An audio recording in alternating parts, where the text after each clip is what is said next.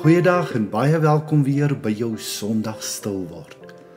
Ek wil jou uitnooi vanoggend om die kelkblare van jou hart wyd oop te sprei en om die Gees te vertrou om jou ook te seën met sy sagte liefde en genade reën.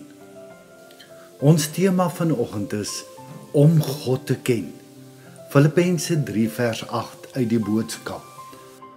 Al daardie dinge wat eers vir my so belangrik was, is nou vir my minder as niks werd, want Jesus het vir my alles geword. Hy is nou vir my belangriker as alle ander dinge tesame. Ek glo nie meer in God nie. Ek ken God. Ek weet nie net meer van hom nie. Hy is my beste vriend, hy is my Abba Vader, hy is my trooster, hy is die een saam met wie ek lag, saam met wie ek huil, hy is die een met wie ek die hele dag praat, hy is die een wat ek elke sekond van elke dag beleef. Hy is 'n werklikheid en hy is my God. Ek hoop nie ek het jou te groot laat skrik nie, maar dis die realiteit. Dit is soos 'n Job, wat nadat hy deur al die dinge is waardeur God hom gevat het, hierdie stelling gemaak het en gesê het, eers het ek jou geken op grond van hoor sê, wat ek by ander mense geleer het, gehoor het. Nou, nadat ek deur alles is, ken ek u van aangesig tot aangesig. Een van die gevaarlikste dinge wat ons as mens kan doen, is om 'n is-gelykheid te plaas tussen weet van, glo en ken, want dit is nie dieselfde ding nie. Die een is daardoor ver, ek weet van, ek glo in. Die ander een is 'n persoonlike verhouding. Iemand wat 'n baie groot impak in my lewe gehad het, is Louis Malherbe, en hy het altyd gesê, die verskil tussen hemel en hel is 30 centimeter. Die afstand tussen jou kop en jou hart. Nou vir baie jare lank het ek ook soos Amanda Strydom sing, 'n kamer in my kop gehad. Man, vol boekerakke. Dit was net boeke en boeke en boeke.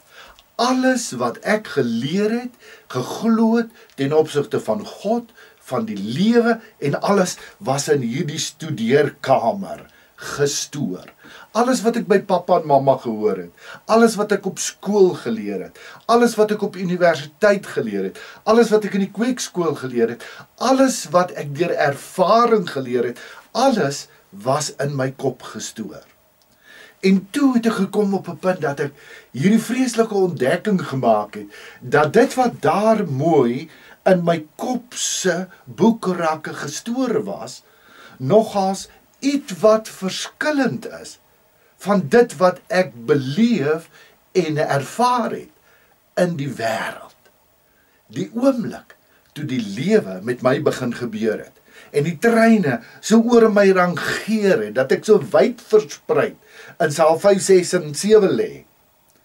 En ek begin soek na antwoorde op hierdie vrae wat 'n mens vra in die noute tye, wat jy nie in goeie tye vra nie. Toe gaan ek na my kop se studeerkamer toe en ek begin antwoorde soek op al hierdie vrae en ek het dit nie gekry nie. En ewe skielik het ek besef, maar al hierdie antwoorde wat ek so maklik uitgedeel het vir mense wat in die noutes was glad nie relevant nie. Dit was alles 'n klomp kopkennis wat ek geleer het, wat vir my aangegee is, van so maak 'n mens, resepies. Maar resepies en so maak mens, wat nie in die praktyk werk nie. By dit alles het ek, voordat hierdie dinge met my gebeur het, hierdie veroordelingsstaffie gehad, waarmee ek mense beoordeel het. Weet jy, as jy glo soos ek glo, goed. Maar as jy nie glo soos ek glo nie, dan is jy sektaries, en dan moet jy bykom, broer, suster. Weet jy, eendag sal jy ook verstaan soos wat ek verstaan. Het jy gehoor wat was die woordjie wat ek die meeste gebruik het? Ek. Jy sien, terwyl 'n mens in jou kop lewe, gaan alles in die kopboekerakke oor soos wat ek glo. Dit is wat ek glo, my geloof. En almal wat anders glo as ek, nee, hulle moet bekeer word. Waar dink jy het Saulus gelewe voor sy ontmoeting met God?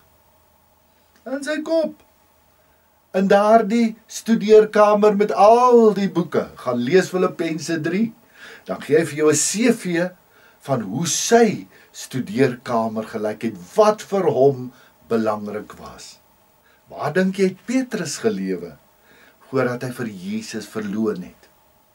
In sy kop. Here, wie gaan aan die linker en regterkant sit? Hulle almal het gedink aan 'n toekoms binne hulle geloofsverwysingsraamwerk en wat hulle rol gaan wees soos wat hulle dit wil hê. Die geloof, wanneer ek in beheer is en ek leef nog vanuit my kop se studeerkamer is, dat dit fanaties raak. 'n Paulus, hy sou self sy lewe gee. Hy het hierdie Christene gaan vervolg. Hy het briewe van die staat gekry. Hy het bygestaan toe Stefanus gestenig is. Hulle het sy klere by Saulus se voete gesit. Hy was daar, hy het dit gesien, maar niks gedoen nie. Hy het geglo in God, maar dit was in sy kop. Selfs 'n Petrus, nadat hy vir Jesus verloon het, Jesus hom nader getrek het, Jesus opgevaar het, sit op sy dakstoep, en hy word net stil by God, en hy sien hierdie laken vol onrein diere, en God sê vir hom, slag en eet Petrus. En Petrus sê, nee Here, ek kan nie, ek is 'n Jood, ek eet nie onrein diere nie. Wat ek rein verklaar het, rein ag, mag jy nie onrein ag nie, sê God vir hom. Petrus, selfs op daardie stadium, het nog gou na sy studeerkamer in die kop gehardloop en net weer gaan kyk, waar kom hy vandaan, wat mag hy nie. Sien, ek leef in die kop, maar die oomblik as kopgoede hartgoede word, die oomblik as ek vir Jesus ontmoet en begin sien vir wie hy is, verander alles. Die groot draai in my lewe het ek met jou al gedeel, is daardie dag, toe hierdie gedagte in my kop opgekom het. Hoekom het jy my lief? Hoekom dien jy my? Op grond van dit wat ek vir jou moet doen, wat ek vir jou kan doen, of het jy my lief en dien jy my vir wie ek is? Jy sien die oomblik, as ons vergeet van alles wat die ek wil hê, en wat die ek glo, en ons kom in nederigheid na God toe en sê, Here, ek wil U ken, net vir wie U is, en U ontdek vir wie U is. En die oomblik as dit gebeur, dan gee hy alles wat ons nodig het. En weet jy, in daardie tyd het ek ook weer deur Matteus 5-7 gelees, die bergpredikasie. En toe kom ek by Matteus 7, en hoor net, wat sê Jesus hier. Matteus 7, vers 21. Nie elkeen wat vir my sê, Here, Here, sal in die koninkryk van die hemel ingaan nie, maar net hy, wat die wil doen van my Vader wat in die hemel is. Baie sal daardie dag vir my sê, Here, Here, het ons dan nie in U naam gepreek nie, deur U naam bose geeste uitgedryf, en deur U naam baie wonders gedoen nie.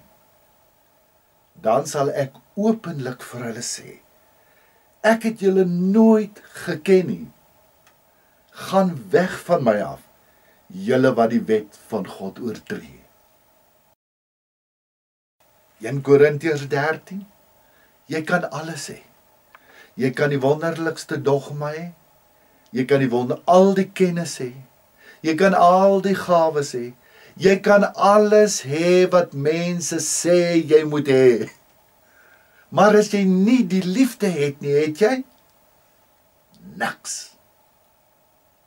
So die ding wat ek en jy mooi moet verstaan, na aanleiding van hierdie gedeeltes, dit gaan nie oor al die dinge wat ons in die naam van Jesus, wat ons vir God doen nie. God het jou en my nie nodig nie. Hy kan alles self doen. Hy sê, hy kan selfs laat die klippe dit uitroep. Al hoekom ek en jy hier is om te verstaan dat ons moet vergeet van die studeerkamer in die kop en alles wat ons geleer het. Alles wat ons glo ten opsigte van God, ten opsigte van die doop, ten opsigte van al die ander dinge.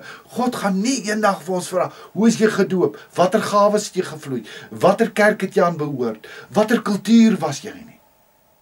God gaan net vra, het ek jou geken? En dit begin by waar Jesus die wet saamvat.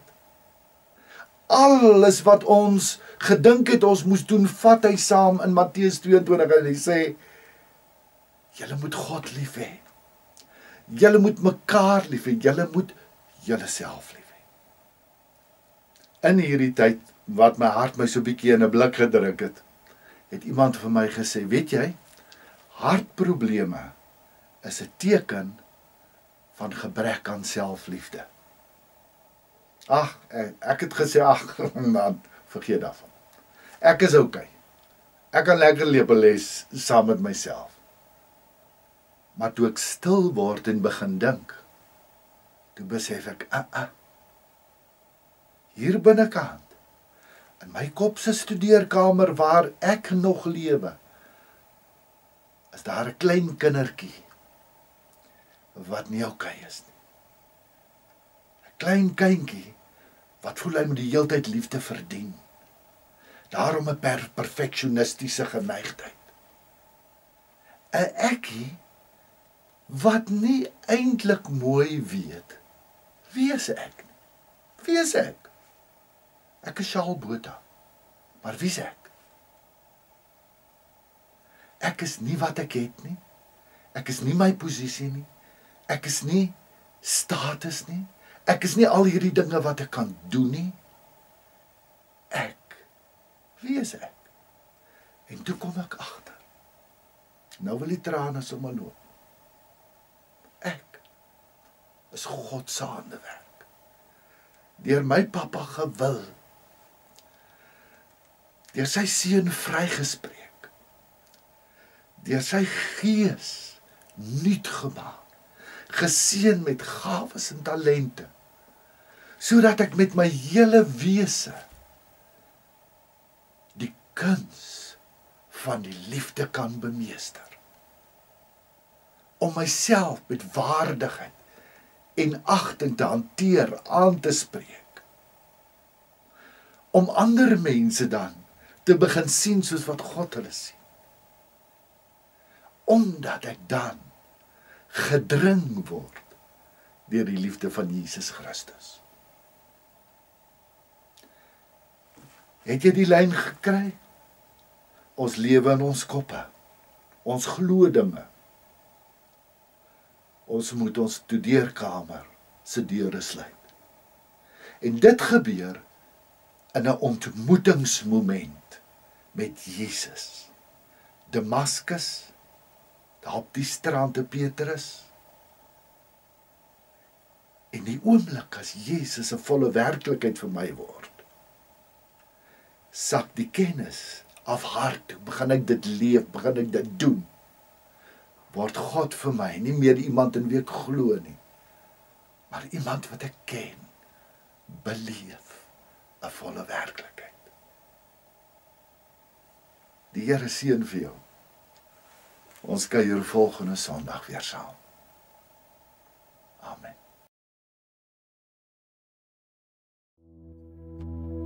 Hemelvader, ek moet ook bely vanoggend dat ek al hoe meer besef watter groot verskil daar is tussen om te weet van U en om U persoonlik te ken. Ek besef ook dat ek maar net klein stukkies van u God te wees begin verstaan. Heilige Gees, ek wil vra dat u al my kopkennis van harte beleweniskennis sal maak, sodat ek ook dit wat ek glo tot u eer kan uitleef. Leer my meer en meer wie u is en hoe alles wat u gemaak het ook is. Dankie vir u liefde en genade. Amen. Om elke dag 'n dagstukkie op WhatsApp te ontvang, stuur net jou naam en nommer per WhatsApp na 0828216433. Vir motiveringsvideo's kan jy gerus ons Lewende Gemeenskapsblad op YouTube besoek. Daar is ook 'n Engelse blad, Live Light Community, op YouTube. Jy is ook meer as welkom om ons Lewelig blad op Facebook te besoek en dan ook ons Engelse blad op Facebook, Live Light. Op Telegram kan jy net 'n soek doen onder Lewelig en dan daar aanteken en dan sal jy ook elke dag jou dagstukkies daar kan kry. Mag die Here jou ryklik seën. Liefde groete, Sjaal.